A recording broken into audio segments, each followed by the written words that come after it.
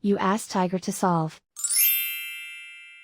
This deals with linear equations with one unknown.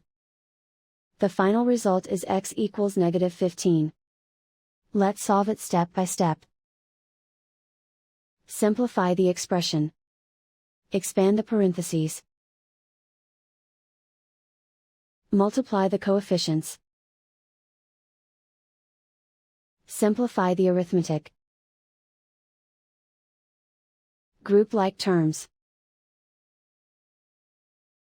Simplify the arithmetic. Group all x terms on the left side of the equation. Subtract 9x from both sides. Group like terms. Simplify the arithmetic. Group like terms. Simplify the arithmetic. Group all constants on the right side of the equation. Add 8 to both sides. Simplify the arithmetic.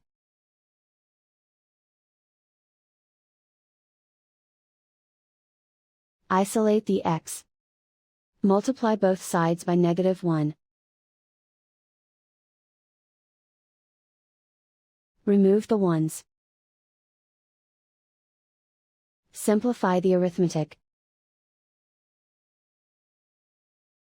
And so the final result is x equals -15.